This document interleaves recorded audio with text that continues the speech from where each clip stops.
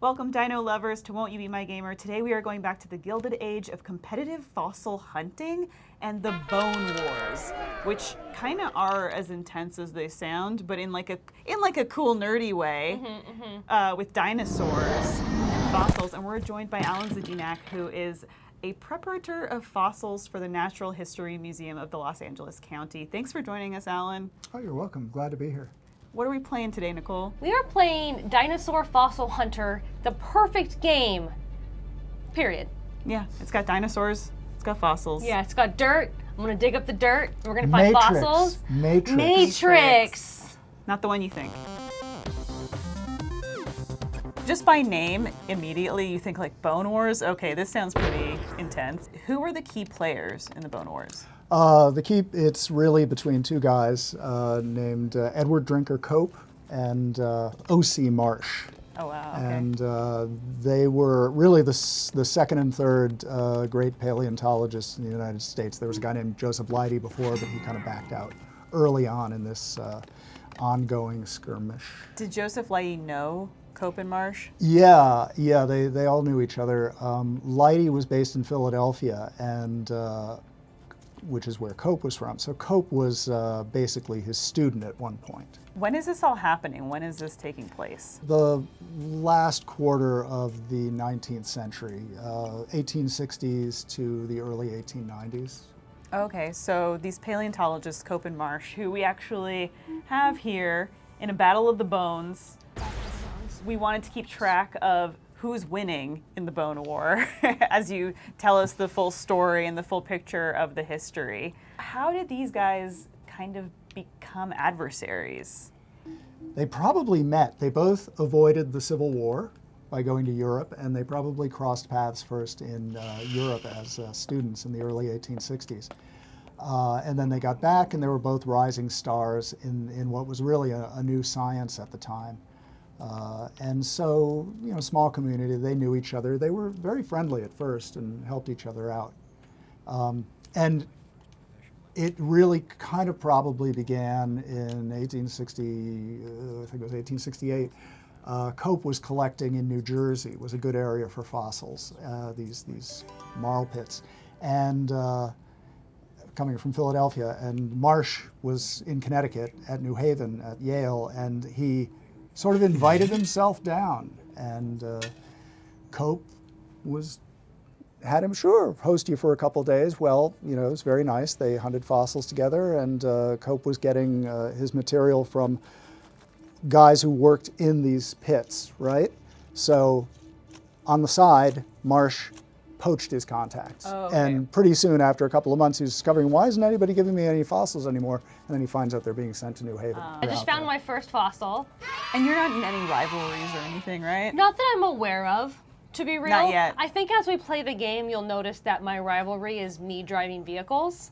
And You against the it's me against terrain. every four-wheeled possible thing, as you'll see. But yeah, first one. Only two Very more and nice. I'm done with this level. Guys. Oh, you know what it was? What was that? It was. Let's see if I labeled it. Dromaeosaurus Dromaeosaurus. albertensis. Are there a lot of indicators in bones that indicate age?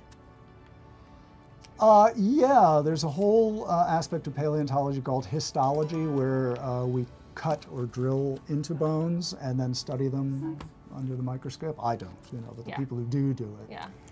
Is that a relatively new technology? Like, would they have had that during the Bone Wars? What No. did these guys have No, at their no. disposal? Yeah, what was the tech back then?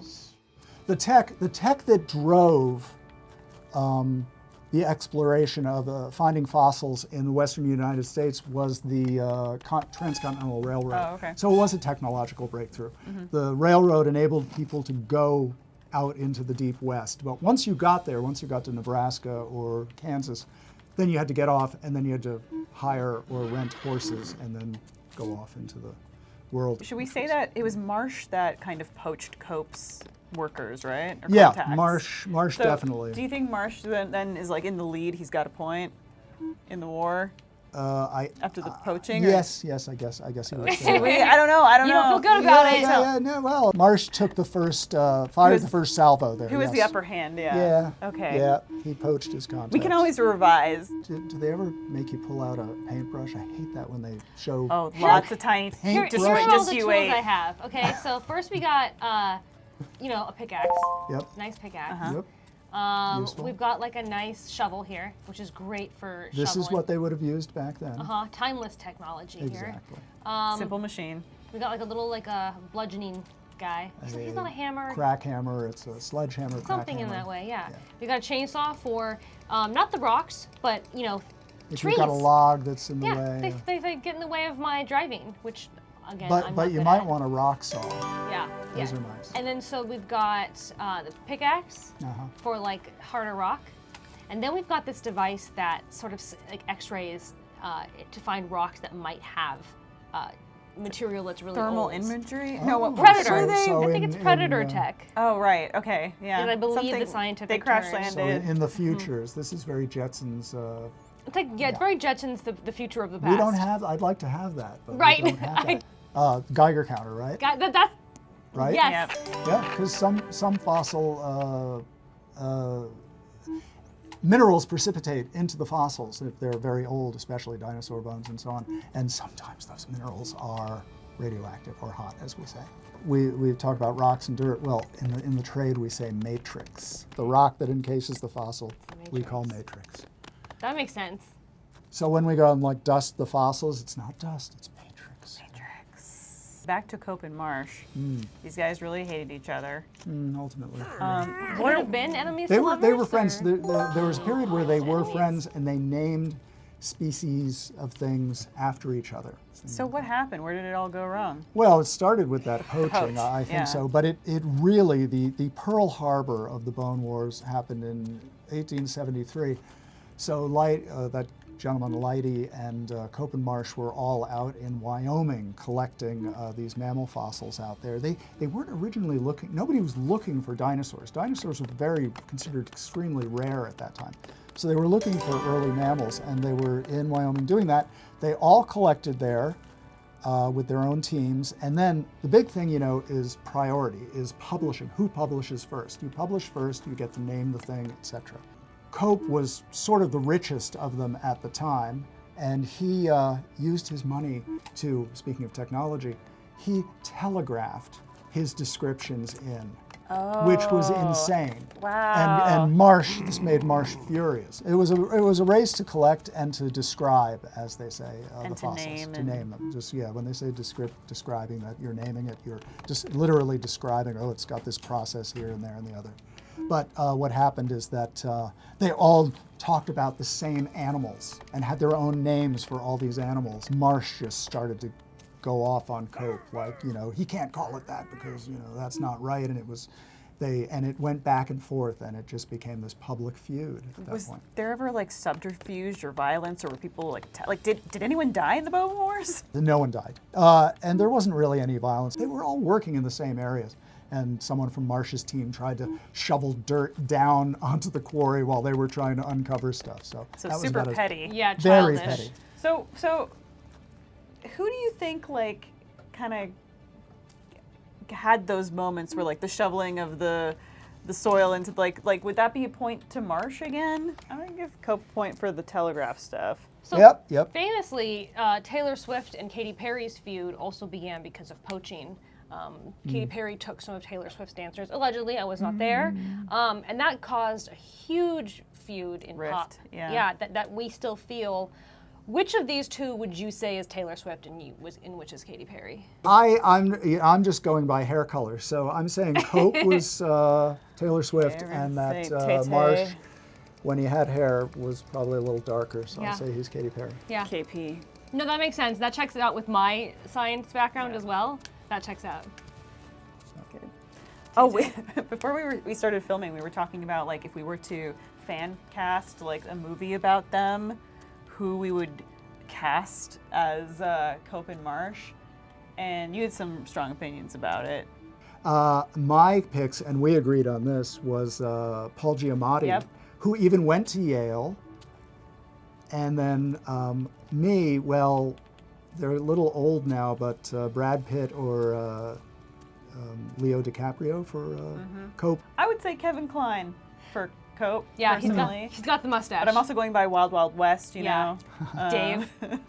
What are you looking for, Nicole? You know what I've been looking for this whole time? That is the right glowing rocks. And so like this one looks like, oh, it's yellow in my radar, but like, Is that yellow like uranium? Oh, good. is radiation a concern on these digs? If you were digging, you in some places, like Utah, you can see in the strata on a cliff sometimes this yellow streak in there, and it's like, ooh, that looks like uranium. We should maybe not dig around that. Yeah, maybe dig around it. Actually, there are other things here in California. There's something called valley fever. There are a lot of Oh, yeah. fossils up around Bakersfield, in the hills above Bakersfield, but I think it's a fungus or something. So you kind of want to wear dust masks. when Yeah, you it's dig like a up there. respiratory thing that you can get valley fever, right? It affects people now. Yeah, Okay. yeah. Oh, okay. yeah. The time period of the Bone Wars, were there any like notable discoveries that they made, or were there ways that they like advanced the technology because they were going at it so hard? One thing was, I mean, this is silly, but we still do it, is cover the bones in the specimens in burlap and plaster. Somebody came up with that in maybe the late 1870s, and it still works today. I think you mentioned that they were in Wyoming at a certain point. Yeah, they were all over the Yeah, West. what points did they hit, or what places were they at? Oh, the really big ones. I mean, they had teams going everywhere, but the two big areas for dinosaurs were in Colorado, sort of south of Denver, and then soon after, also up in Wyoming, a place called Como Bluff. And they just sent all these teams. You can see a map of all the Yale sites, meaning the marsh sites in Como Bluff, and it's like, maybe 24 quarries they dug over several miles. And then the yellow ones are marsh and the red ones are Cope. They were both digging there. So is Marsh putting down more sites than Cope? In the 1870s, Cope would align himself with the U.S. government was sending expeditions out to explore the West and so on and find out what resources we had. They'd send biologists and all this stuff. So he would go out as the paleontologist with these groups. Marsh sort of stayed behind and worked Washington, so that when the government decided we just need one big exploratory group, the USGS, the United States Geological Service, that Marsh became the paleontologist for that. He got the call. He completely shut Cope out from any government funding. Oh, okay. So that was nasty. So the 1880s, Marsh is riding high. 1880s, Cope is self-funding, invests in silver mines in New Mexico at one point, thinks, I'm a geologist, I can figure out where to find silver. He lost his shirt. I was like, where? Oh. Yeah. Yeah. There's a picture that we were talking about before we started recording, and it's like this posse of these guys doing the bone. Marsh Poor and his guys. students, and like the early, Marsh did go out west with students who, that's how he funded it initially, was having these rich Yale students pay to go out and look for bones and so on. So, much like but they're all in these PBS. pictures looking like, they're these rough frontiersmen, but they're a bunch of Eastern blue bloods. Yeah, yeah. Found another fossil. That green one? Yeah. What is it? The green lets me know that this is success, like I found something. So next I'm going to get a little shovel. So not like a little paintbrush, but I am going to clean it off a little. What's the weirdest fossil that you've ever seen or heard of? Weirdest. I mean, there are a lot of You can list a few, invertebrate. yeah. Oh, there are invertebrate things that are really weird. Anything from the Burgess Shale is look that up. That's weird stuff. That's invertebrate stuff, 500 million years old. Very, very important. If you go up to actually Drumheller in Alberta, which is big dinosaur country in Canada, they have a great display on the giant animals from the Burgess Shale. They're these really, one of them's called Hallucinataria or something because they're so bizarre. And they've got some weird fossils and stuff out there. Yeah. Well, they look like that, but there's a shark from about maybe 300 million years ago or so called something like Helioprion, and it has people have been trying to figure out. It's got this spiral tooth array coming out like a buzzsaw. And people are always, well, how did it use that? Or how did that thing grow? How did that create tornadoes? that we got the Sharknado from? These are the questions. Exactly. Was there much public interest in the Bone Wars? Like, was it in the tabloids? Were people The Daily Mail get clamoring, involved? Yeah, for the latest hot goss, as we the gossip, you Well, know? to a degree, yeah. Both these guys were famous. In fact, a funny side note of them being the two most famous paleontologists, people would find things and send it, meaning to send it to Marsh, but send it to Cope. Ooh, drama. Yeah, exactly. Somebody sent a package of bones to Cope, and Cope, he did look at them, I think, but he saw that it was supposed to be for Marsh, so he forwarded it to Marsh, but Marsh was like, "Where are my bones?" And was very angry. Well, that was a nice move of Cope, though. Yeah. He was very I feel like decent that about goes that. a point in his. Does he get a point for I that? think he gets a or- point for kindness. I feel like we don't like Cope, and you don't want to say it, but I You kind don't of feel like like I Cope. don't like I either don't of like them. him. to I don't be think I real. like either of them. to be I'm a little honest, but- fonder of Cope. He's more Oh, of a really? character. Oh, okay. Because I felt like maybe we were leaning more toward Marsh. Oh, not me. Cope was beloved by a lot of people. A lot Okay, of people who worked that's with him good. liked him. So- Actually, yeah, a lot of people who worked for Marsh did not like Marsh in the Good end. A lot of them feedback. turned Good against him. feedback, yeah. But these guys were in the newspapers and so on as exciting dinosaurs were a new thing. It's like, what the heck's going on? In the 1880s, Marsh has become the head paleontologist for the USGS. He's shut Cope out. He's preventing Cope from publishing. He was so furious at a point, the Department of Interior asked for his collections. And he was like, I didn't collect them under U.S., the government auspices. That was it, the last straw for him. This is in the era of yellow journalism, when the New York Herald, this writer, just tearing Marsh apart. And it was in the New York Herald, ran for 2 weeks. They gave Marsh a rebuttal back and forth, and Marsh trotted out all the things he's always said bad about Cope, about There's crazy things. slinging mud at Exactly. each other. And then it died away. And except the upshot was that it made news in Washington, and congressmen were like, you know what? Marsh is spending our money to publish a book on birds with teeth. They fired him from the USGS. So Cope got his revenge that way. Cope's revenge. Okay, so maybe he gets the point for the revenge. Yeah. Then. What was the Elasmosaurus mistake? And that's in that muckraking stuff when Marsh rebutted one of his favorite stories to trot out about Cope. Cope worked sometimes very fast, or anyway, in 1868, he had published a description of this amazing thing called an Elasmosaurus, which is a marine reptile from the dinosaur era that had been sent him from Kansas. It has a very long neck and a short tail. Well, when he initially reconstructed it, had it all illustrated, published a paper on his own dime, of course, not properly peer-reviewed, he put the skull at the wrong end. Oh, that's pretty It's bad. an And easy that's pretty mistake. bad.